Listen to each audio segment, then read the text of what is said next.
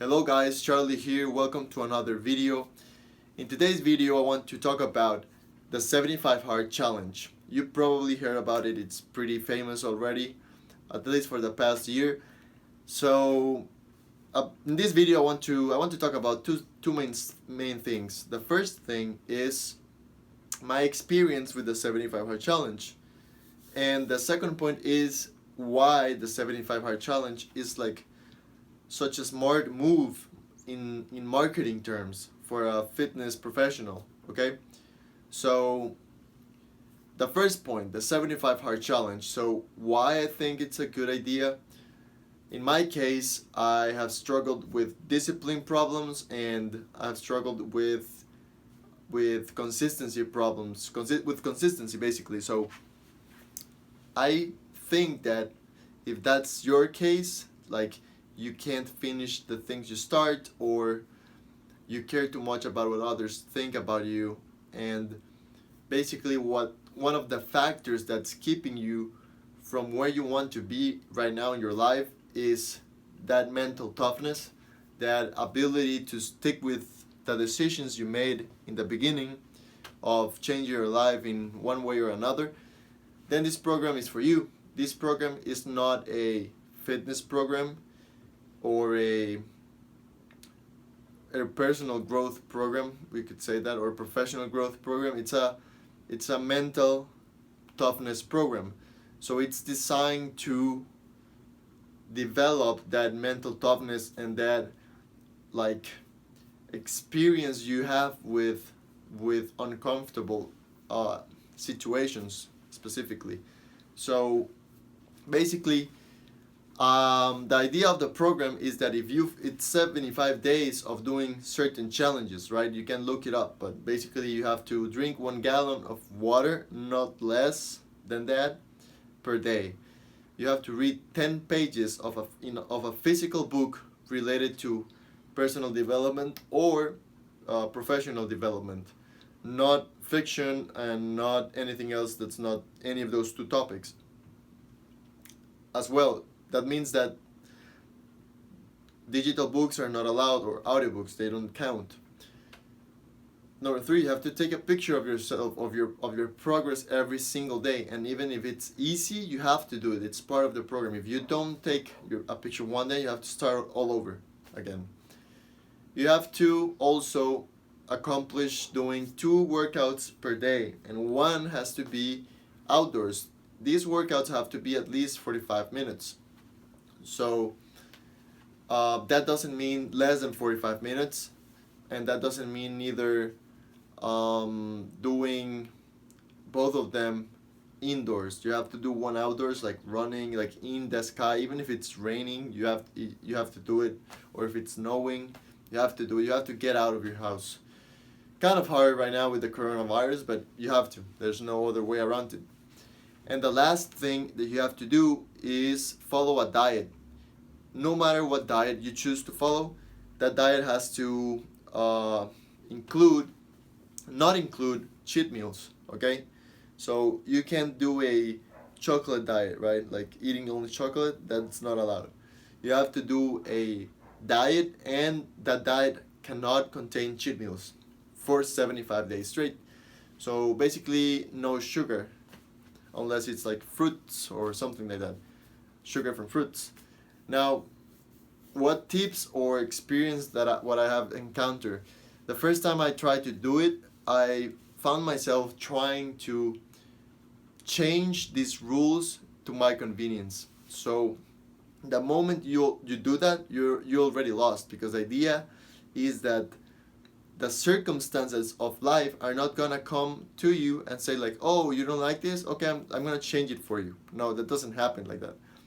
Circumstances and life and destiny, or whatever you want to call it, the universe, God, that puts things in front of you, barriers or challenges, they are not malleable. They don't change for your convenience. They are what they are. So is this challenge. So you can't change it. You have to find a way to make it work. That's the whole point. The first few times I remember reading a digital book. I remember doing less than 45-minute workouts. I remember that I drank only 3 liters of water, not a gallon, and I read digital books. So in my mind, I was doing all these things. I was drinking a lot of water, doing a lot of workouts. I was reading. I was doing a lot of good things, but I was changing the challenge for my convenience, and I forgot to read 2 pages one day, day 42, doing it that way, in the convenience way. When I lost the challenge in day 42, I decided to keep going till I finished 75 days, and I didn't want to accept the fact that I failed. So I just kept going, even if I failed.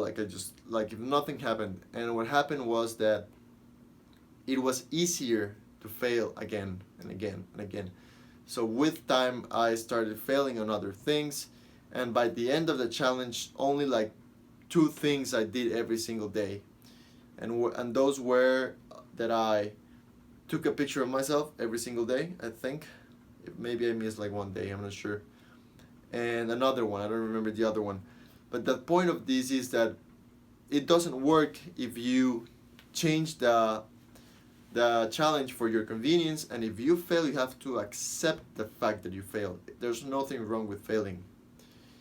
I think it's even better that you accept the fact that you failed and that you can do better, and like standing up and trying again, that actually just like acting like if nothing happened, because that's avoiding the problem, avoiding the reality you have to face.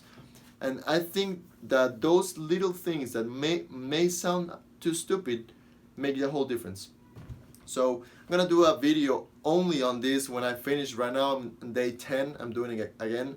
All this was last year, so I recently just started again. Actually, I failed on day 8, and I'm being super strict. So if I don't accomplish one of the things, even if it's for a tiny bit, I start again, because that's how life works. So there's no way around it.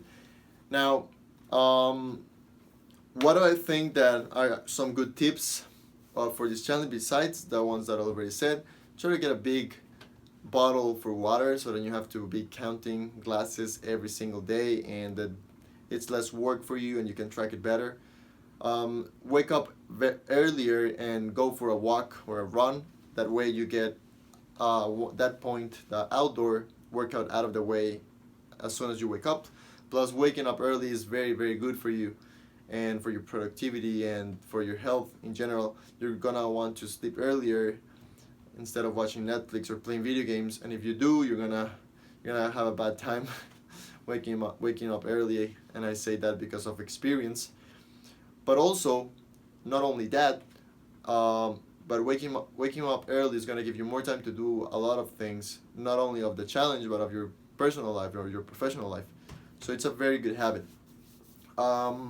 Now, the second point that I want to talk about in this video, in fact, I think that this video is already too long, so I'm gonna cut it right here and do another one and post it as a second part or a different name. So that's it for today's video, guys. That's my experience with 75 Hard. I think it's very fun to do. Just one last story. I wasn't going to do it again, like try it again.